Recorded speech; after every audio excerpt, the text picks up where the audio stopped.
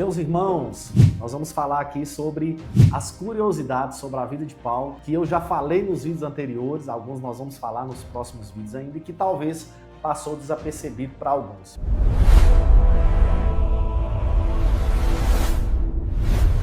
Vamos lá. Primeira curiosidade, que Deus, quando chamou Paulo, quando ele teve um encontro com Jesus, no momento ali no caminho de Damasco, muitas pessoas acham que depois que o Ananias orou por ele, que ele voltou a enxergar, que por mais que ele saiu pregando, as pessoas imaginam que o ministério dele já começou a crescer, a se expandir naquele exato momento que ele aceitou Jesus. Mas na verdade, quando você lê Gálatas, capítulo de número 1, Gálatas, capítulo de número 2, você vai perceber que Paulo ele passou um tempo recluso, o tempo da espera, o tempo onde ele foi forjado, lapidado, onde ele aprendeu a ouvir o Senhor, onde ele continuou trabalhando na sua vida normal, mas ele continuou cultivando a sua vida espiritual para viver o tempo do propósito de Deus sobre a vida dele. A segunda curiosidade que passa desapercebido é que as pessoas costumam dizer, por causa da transformação do Evangelho, que Deus mudou o nome de Saulo para Paulo, onde na verdade a Bíblia diz que ele tinha dupla cidadania. Então Deus não mudou o nome dele de Saulo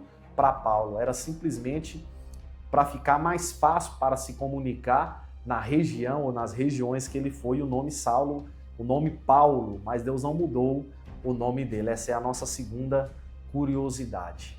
A terceira curiosidade que nós temos sobre a vida de Paulo é justamente sobre a sua capacitação. Muitas pessoas acham que Deus chamou ele por um acaso. Não, ele era um homem totalmente capacitado. Ele era um doutor da lei. Ele era um homem muito instruído. Por mais que Paulo, quando ele escreve aos Filipenses, ele vai dizer que tudo aquilo que ele tinha conquistado outrora, quando ele encontrou com Cristo, tudo aquilo é como se fosse perda.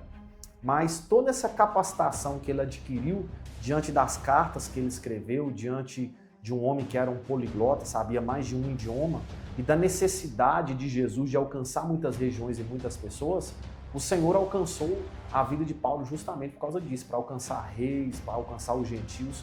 Por isso que ele mesmo diz, quando ele confronta Pedro, que o mesmo Deus que tinha operado eficazmente no ministério de Pedro sobre a vida daqueles que viviam debaixo da circuncisão, que era o princípio judaico, Deus operou através da vida dele também sobre a incircuncisão, que seria os gentios, aqueles que para os judeus não faziam parte da aliança, só que Jesus veio, derrubou essa barreira e fez de todos um só povo. E a quarta curiosidade que nós temos sobre a vida de Paulo, a quarta e a última, que ele é responsável por 23 a 25% dos escritos do Novo Testamento. Foi usado a vida de Paulo para deixar registrado para nós, estabelecidos na Bíblia Sagrada, esse grande conhecimento e esse grande entendimento bíblico de como viver, de como agradar o Senhor. Então que Deus abençoe, curta, comente, compartilhe para que mais pessoas sejam alcançadas.